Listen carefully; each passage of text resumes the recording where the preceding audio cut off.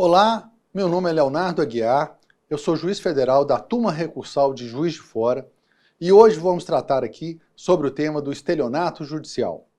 Trago aqui uma decisão unânime proferida pela primeira turma do Tribunal Regional Federal da 6ª Região na sessão de julgamento do último dia 11 de julho de 2023. Sob a relatoria do desembargador federal Rubens Rolo de Oliveira, a turma, composta pelo relator e pelos desembargadores Derivaldo de Figueiredo Bezerra Filho e Edson Vitorelli Diniz Lima, firmou o entendimento da atipicidade do chamado estelionato judicial, mas fez importante ressalva quanto à possibilidade de punição das condutas autônomas praticadas pelos envolvidos. Trata-se do julgamento da apelação criminal 0000-216-12-2019, 401-3821, cujo acórdão recebeu a seguinte ementa: penal, apelação criminal, extinção da punibilidade pela prescrição da pretensão punitiva.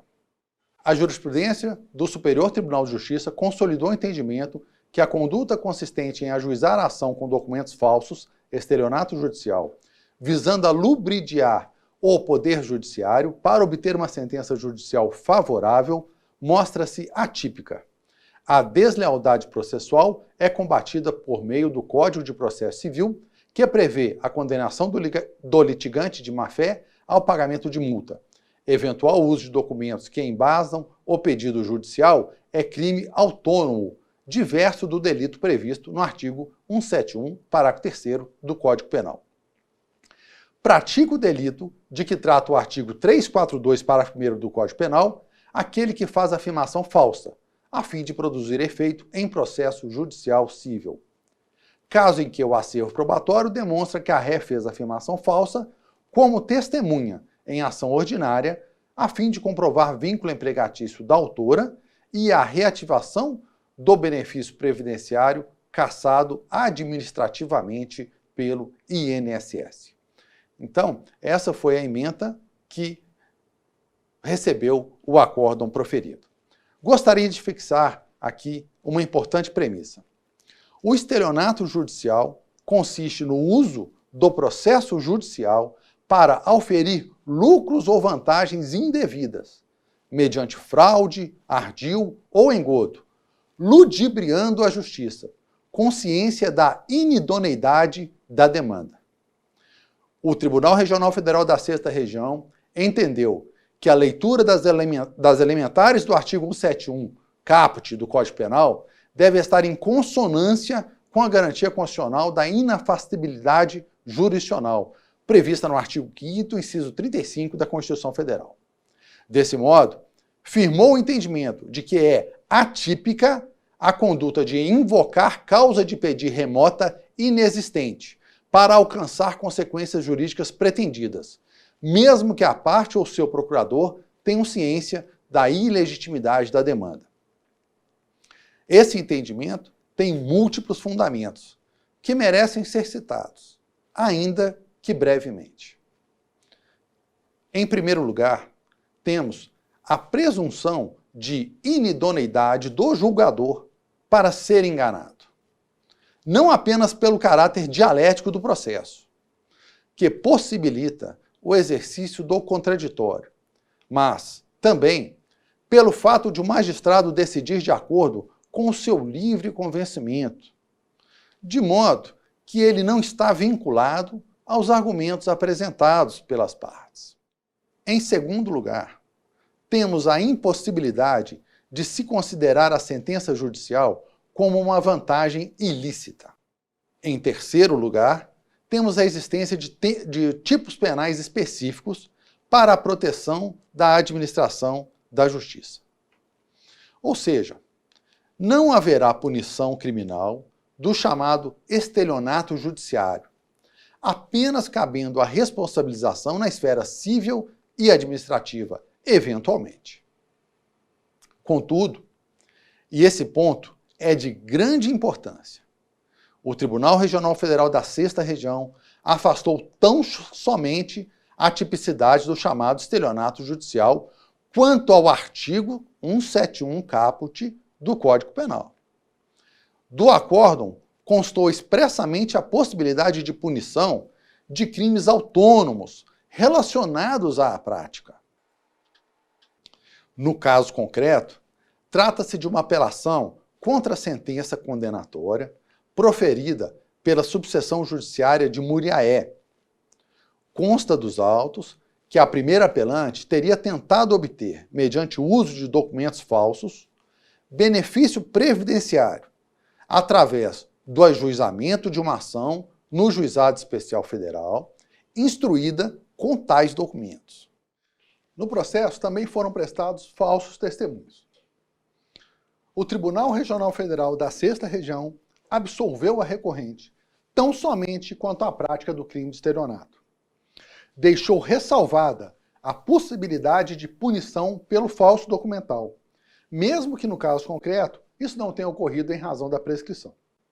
E manteve a condenação dos demais apelantes pelo crime de falso testemunho. O precedente é de grande importância. Infelizmente, é comum o ajuizamento de diversas demandas temerárias na Justiça. Algumas partes, visando uma vantagem patrimonial, inventam fatos e distorcem circunstâncias, tentando criar uma narrativa da qual decorra algum direito que possa ser indevidamente reconhecido em juízo. Tal conduta, isoladamente, como visto, não é crime. Trata-se de má-fé processual, de clara violação ao dever de lealdade e se sujeita às sanções próprias da lei adjetiva. Registro que, mesmo constando uma narrativa falsa da petição inicial, essa peça processual não é considerada documento para fins penais, não se podendo caracterizar a prática de falsidade documental, portanto, em seu conteúdo. Isto porque a petição inicial não é capaz de produzir prova por si mesmo, dependendo de outras verificações para que aquilo nela consubstanciado possa ser verificado. Contudo, também ocorre dessa prática ser acompanhada de algum suporte probatório inidôneo. Nesses casos, segundo o entendimento adotado pelo Tribunal Regional Federal da 6ª Região, é possível a punição da conduta autônoma, que pode ser um falso documental ou testemunhal, por exemplo. No caso julgado nesta apelação criminal, havia tanto falso documental quanto testemunhal. Afastou-se o artigo 171 do Código Penal, mas se fez a ressalva quanto à aplicação das normas correspondentes às condutas autônomas. Em outras palavras, o ajuizamento de demanda com uma narrativa falsa, através da qual a parte tenta ludibriar o poder judiciário para conseguir um provimento jurisdicional que lhe gere alguma vantagem, mesmo que seja um ganho patrimonial, não configura o crime de estelionato previsto no artigo 171 do Código Penal brasileiro. Então, podemos dizer que esta é uma conduta penalmente irrelevante, desde que esses meios de indução a erro do Poder Judiciário não se constituam como crimes autônomos. Vejamos bem, então, uma aprofundada análise deste julgamento nos permite fazer a divisão entre os casos de estelionato judicial puro e casos de estelionato judicial qualificado. Estelionato judicial puro é aquele no qual se ajuiza uma demanda com base em argumentos falsos, visando obter um provimento judicial que gere determinada vantagem à parte autora. De uma forma mais técnica, a parte autora invoca causa de pedir remota inexistente para alcançar consequências jurídicas pretendidas. Já o estelionato judicial qualificado ocorre quando, além dos argumentos falsos, a parte autora também produz prova falsa em juízo. Pode ser um falso ideológico um falso material, uma falsa perícia ou até um falso testemunho. Feita essa diferenciação, cumpre então extrair as premissas do julgado em análise. Em primeiro lugar, podemos afirmar que nenhuma das duas hipóteses configura a prática do artigo 171 do Código Penal. Por isso é que podemos dizer que o estelionato judicial é atípico, mas é preciso completar a frase. O estelionato judicial é atípico frente ao artigo 171 do Código Penal. Devemos aqui evitar generalizações e simplificações que, não raro, nos levam a conclusões equivocadas. Por isso, insisto, o estelionato judicial, puro ou qualificado, é atípico frente ao artigo 171 do Código Penal. Desta forma, uma demanda fraudulenta, acompanhada ou não de provas também fraudulentas, não configura a prática do crime de estelionato. Passemos então para a segunda premissa. No estelionato judicial qualificado, as condutas autônomas devem ser punidas de acordo com sua respectiva adequação típica, sempre que for o caso. Ou seja, quando a parte não se limita a criar uma narrativa falsa, mas traz ao processo provas falsas, ela deve responder por essa conduta autônoma, que configura um crime previsto na legislação penal. Assim, se a parte junta aos autos um documento material ou ideologicamente falso, ela pode ser responsabilizada pelo crime de falsidade documental correspondente. Se é realizado um falso testemunho, deve ser feita a responsabilização criminal dos responsáveis pelo crime correspondente. E da mesma forma, se é feita uma falsa perícia. Então, a correta aplicação do precedente que estamos tratando exige que se tenha claro que as hipóteses de estelionato judicial não configuram o crime do artigo 171 do Código Penal, mas nem por isso são penalmente irrelevantes sempre. É necessário que se faça, inicialmente, a adequada distinção entre os casos de estelionato judicial simples e aqueles que classificamos como estelionato qualificado. E, tratando-se de estelionato judicial qualificado, devem os operadores do direito, na aplicação desse precedente, atentar para a possível adequação das condutas a tipos penais autônomos, frente aos quais não adotou o TRF6 qualquer tese abonatória ou descriminalizadora.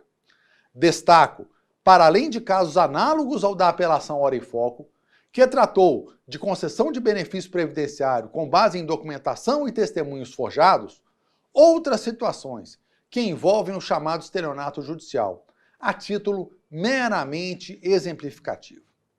Assim, cito o caso de um advogado que, intimado para falar sobre a atualização da dívida a ser requisitada mediante precatório, silenciou sobre o fato de ser o valor centenas de vezes superior ao efetivamente devido. Outro caso tratou da simulação de relação de trabalho, na qual o suposto empregado era pessoa de confiança, objetivando o esvaziamento dos bens através da preferência gozada pelo crédito trabalhista, de maneira a inviabilizar as demais execuções.